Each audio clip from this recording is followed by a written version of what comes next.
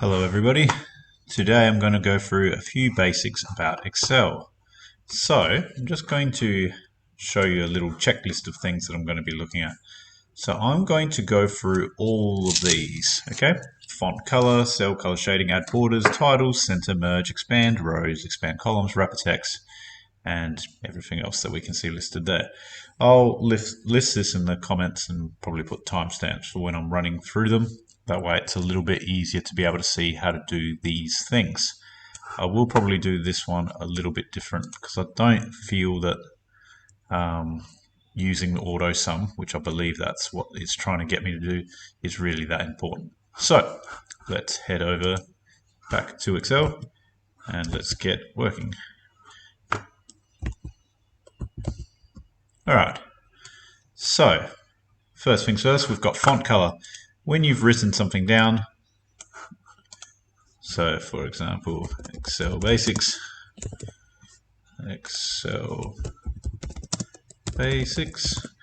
I can just click on it and then change the font color up here to whatever color I want. That's easy. It's the same sort of thing that we've seen on other apps. Okay, so that's font color.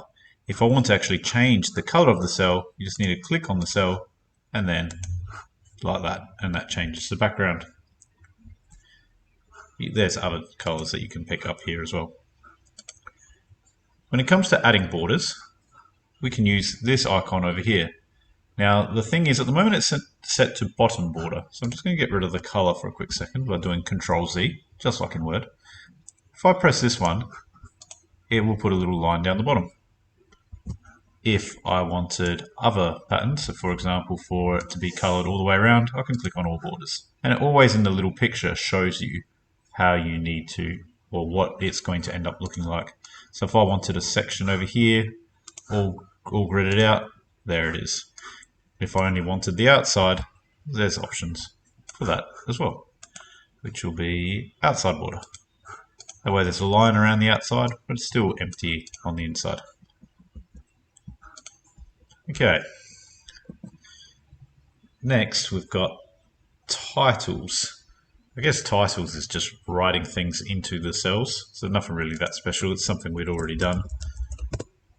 You can either click on a cell and then just start typing straight away, or you can go up here and start doing the typing. Either way, that's where it will go, no matter where you have clicked. And also it makes it maybe a bit easier for you to be able to change certain bits, especially if you've written quite a lot of text. It might be hard to find the exact part of your script, so you can come up here and delete things as you need. Next thing is center. Center, just like in Word, you highlight the cell and you click here, center, and that puts your content in the center. Now that's putting it in the center horizontally. If I had a slightly bigger cell like this, I could see that it's down the bottom, and then I can click here to center it vertically. That way it's in the middle in terms of up, down. Okay? You can also mix and match how you want, I guess, and end up putting it wherever you want. But yes, that's how we would do that. Now merge is an interesting one. Sometimes your writing won't really fit in the one cell, and therefore you can highlight two cells and click on this button to merge. And that will merge and center by default. Okay? So you can end up changing the center part afterwards, but it will put it in the middle by default. Okay, I believe it only actually does it though horizontally, not vertically. So that is that one. The next thing is expand rows. Now that is something I had already done, but I'll just show again. When you move your cursor over to the left, you see how your cursor ends up looking a little bit different. Then when you move it up to the lines between rows 3 and 4 as an example, it changes completely. Now it looks like a horizontal line with black arrows up and down above it. Here is where you can now left click and hold that click and go up and down to change how tall something is. Now if you have too much writing and height wise your cell is not big enough, you can double click and it will automatically make it big enough. Okay? So that's expanding rows. Now we can have this same thing happen with columns as well. So that's the next thing that I was going to show. So weekly salary for worker Michael. Let's say if I wanted this to just be in one cell, I've got two main options for expanding this column. I can either go up here and see the cursor's changed again. I can click there and drag as far as I want to make sure that the column is big enough that it fits all the writing. That's one thing I can do. The other thing I can do is just double click, and then there's enough room. So that's how we can expand columns. Now we do have other options. See here how the writing is now too wide for this column. Okay, I'll just color in yellow up here, that way we can see how wide the actual column is. Okay, as soon as we move across, we're in column D instead of in C. This writing doesn't all fit in column C. I'll make it closer to the top, that way it might be able to be a bit clearer. Okay, now I can do a thing called wrap text, which is just above the merge and center button. So it's this one over here. And if you're ever unsure, just hover your mouse over buttons and it tells you what they are. So this one's wrap text. If I click wrap text, it actually makes it so the amount of text that you have stays at the same width, but then it just moves stuff further down and therefore it changes the height of the row. Okay? So as you can see, that row was only 29 pixels, it says. And then when I clicked wrap text, it has made it 58 pixels, so it's made it twice as tall. That way it's got enough room for everything to go in. Okay? That will be handy sometimes, and it can make things look a little bit more aesthetic. Next, add sheet tabs and new pages. This one pretty easy. You can just go down here to new sheet. Now when you go to new sheet, you'll get a blank one. You do also have the option of right clicking, go move or copy, and then just create a copy. That way it will look exactly the same as what you've already got. This can be handy in case you've got any formulas or anything that you've got written down on one sheet that you want it to be exactly the same on another. So now these two sheets are actually different. Okay? And to tell that they're different, you should probably rename them. So I'll call this one, let's say, original, and this one is first copy. How about something like that? That way I can change things in this one, and then it's not going to be in the other one. I can do different things in them if I so wish. Copy data. If you ever had data that you wanted to copy from one spot to another, so let's say scores that students got out of 10. If I wanted to copy that somewhere else, I can just highlight it all, do Control C for copy, click somewhere else, Control V for paste. Okay, so it was Control and C, or Control and V. Keep in mind that the plus sign just means both at the same time. It doesn't mean you're pressing the plus button at all. If you prefer, you can just highlight it all, right click, and then go copy. And then highlight where you want it to go. Now remember, this number one's at the top, so that's where it will paste. Okay, the number one and everything will go down from there. I could right click and I go paste. You can just pick that first one for normal paste. There will be other options, but I'll talk about that another time. Okay, add formulas using the equal sign is the next thing. Let's say this is the amount of food items these students had bought from a canteen in over a period of time, and I wanted to get the sum of all of those. I can press equals sum, and then you can click on the, actually sorry, that won't work, you have to press tab, and then you highlight all the ones you want by clicking at the top and then dragging down. Okay, so just to show that again, equals sum, I press tab. When I press tab, it has selected that function, and then I'll highlight everything and then let go with the mouse and press enter. Enter is your button of yes, you're done. Okay, there's all sorts of different functions that exist. I think I will show a couple here. Well, actually, not really. That will be for another time, but I'll just show one more. If I wanted an average, I'd go equals average. I've found the one I want, so I press tab. and then I just highlight the numbers. The average was about 4.7 items bought out of all these. Okay, so that is formulas. Now, fill up or drag function. I'm just going to delete everything quickly. I did Control A to select everything, and then I press the delete button, I believe, to delete everything. I'm going to just make this one roughly the same size as the others. Okay, fill up drag function. This can be handy depending on what you need it for. So let's say if I want to write the days of the week. Okay, as soon as you have written one, you can actually just scroll down and it autofills them. Okay, now the way you do that is once you've written down something like Monday, you move your cursor to the bottom right hand corner where your cursor now changes into a black cross. Normally a white cross, now a black one. Click and then drag. And it will try to follow the same pattern. Now this will also work sideways. Just fine. Okay. Now it can also do this with numbers, but only if the pattern is fairly clear. So if I have number 1 then 2, you can tell we're going up by 1 every time. Okay? If I'm going up by 2 every time, it will also be able to detect the pattern. Also, you can highlight the ones that you want the pattern to continue, and if you double click here, it will continue the pattern for as long as there's a cell next to it. So it makes sure that there's data of equal sizes, okay? 10 rows worth. So that's how you could use that. So we call that one autofill, or the drag function. Next thing we're going to learn about is multiplication. So you should probably know that if you wanted to add things together, you can click a cell, you can make a plus sign, and then you click another cell and it adds them together. And similarly, if you're going to do subtraction, you click a cell, minus, click another cell, press enter, and it will subtract them. To do multiplication, I'm going to do this one times by the one next to it.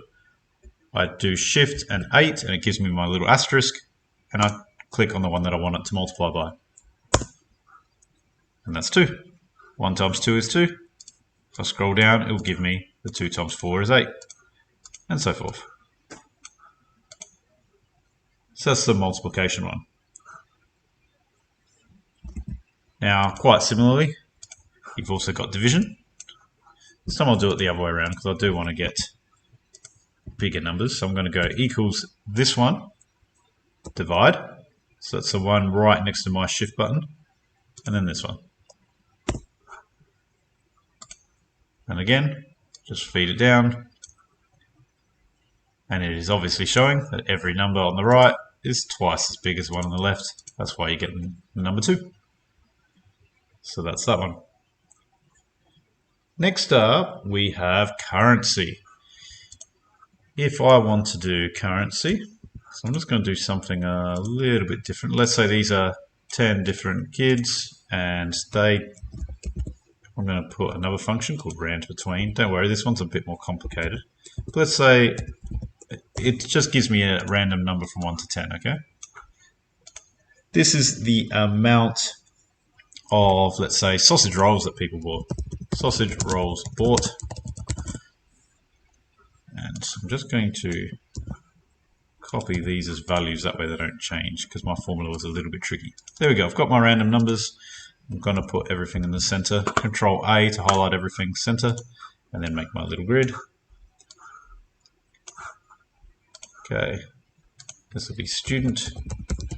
I don't like that grid, I want this grid. All borders. This is student, and this is sausage rolls bought. Okay, let's say sausage rolls cost, let's say $2. So this is how many that the students had bought, let's say in a month's time. So now I want to figure out how much it actually costs for each student. So I'm going to call that total cost.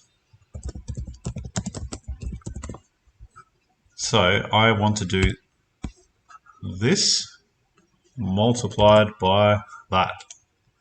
Okay? So if it's $2 each and they bought 7 of them, 7 times 2 is 14. Now you might think because I've already got this top one, I can just scroll this down and I'll get my answer.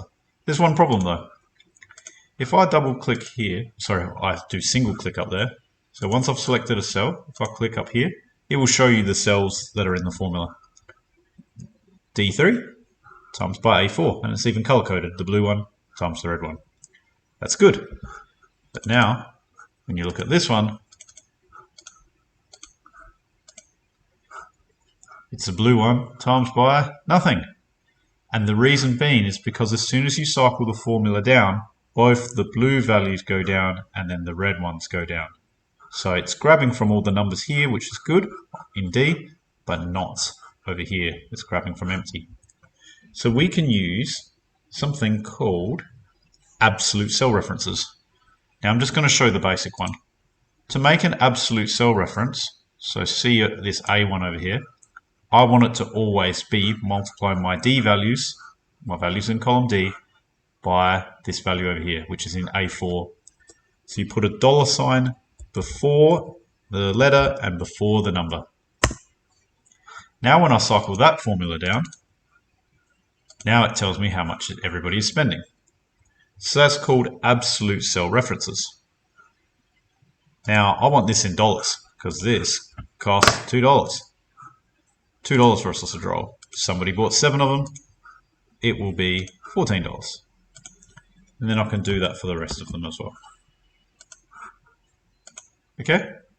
So we just click on the $sign and it puts the $sign in front and it will give us 2 decimal places, hence dollars and cents. Now, I think I'd already mentioned earlier just about making things go left and right if you need. Obviously we prefer center align. I guess if you wrote somebody's name in here, you might want to have it left aligned. It's up to you. So that's how we format things left and right. So maybe a good pattern could be to make sure names are on the left, numbers are on the right, something like that. Whatever you want. Whatever you want. Okay. Now, count in numbers. This is a function where it just counts how many values there are. So assuming that we didn't have the number of students written down, and I wasn't sure how many values I had there, you can use a formula for it, or there's another way of working it out. If I click here, and I just click and drag it down here in the middle, not the little thing in the corner, just in the middle, it tells me count. There's 10 different values there. You could also use a formula to figure it out. Equals count, tab, and then just highlight the cells you want. And it doesn't have to be a column. It can be columns and rows. It could be a whole table's worth. There are 10 different values. If I went count and highlight both of these, it should give me 20 because it's 2 lots of 10. So that one is called count. Now, we've got another thing. You've probably seen me do it, and now I'll explain how. If I wanted to add something else in here, let's say the cost of, I'm going to call this one sausage roll cost, and this one will be pie cost. So that's the cost of sausage rolls, and this one is the cost of pies. So if I wanted to add pies to this, I can right click, click insert, and it will put in a column. And then I can put the cost of pies. But because pies are underneath sausage rolls, I might have it the other way around. I'll put it after the D column, which means I click on the E column, right click, and go to insert. So I'm going to put pie costs, or pies bought. Again, make my grid. So pies cost $3. Press my $sign to make my pies. And let's say, I'm just going to make up the numbers myself.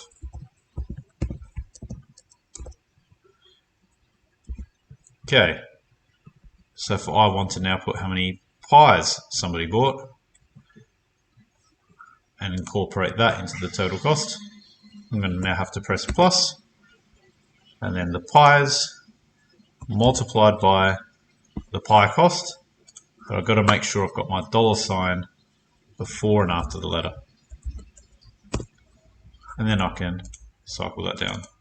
That's how much people would have spent in total. So that was insert in columns. If I wanted to insert a row, similarly, just click on a row, right click, and go insert. And the row will go above that. And hence there's a spare space here. If I wanted it to go just above this one, this row here, where there's a 7, if I wanted it between the 7 and the 8, I'll click on the 7 row, insert. Okay? So that's how we insert rows. Right click and then click on insert, or right click and press I for insert. That can be faster.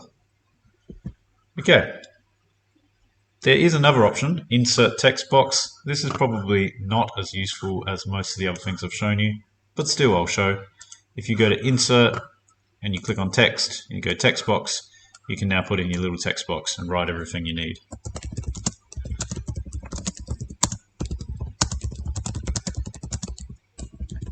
And what you write will not be limited to how big the cell is. You can end up putting that window wherever you want, or text box wherever you want. Okay? As soon as you see this symbol, that's when you can move it. When you see this symbol, that's when you can make it spin around. Okay. So I've got insert text box. I've already shown how to do the sum. So if I wanted to see how much people spent in total over here, I can just go equals sum, tab, and then highlight everything above. This is the total money all those students spent on sausage rolls and pies, which is a lot. And lastly, format cells. If ever you want to change something to do with the format of the cells, you can right click and go format cells down here. Or another way of doing that is by pressing Control and the number 1. And that gets you to this menu here where you can change all sorts of different things. But we'll show that another time. I will say maybe last thing I will show in case you wanted to copy it. If you ever want to copy a format, so for example, cell C2 is bold and yellow background. If I want to copy that exact format, I can, just like in Word and other things, click on the Format Painter and then click on the cell where I want it to have the same pattern, the same format. You can also even highlight a number of cells if you wish. Okay? So that's how to copy over formats. But anyways, I think that's more than enough for beginner Excel. Please leave questions in the comments below if you have any. Thank you so much for your time.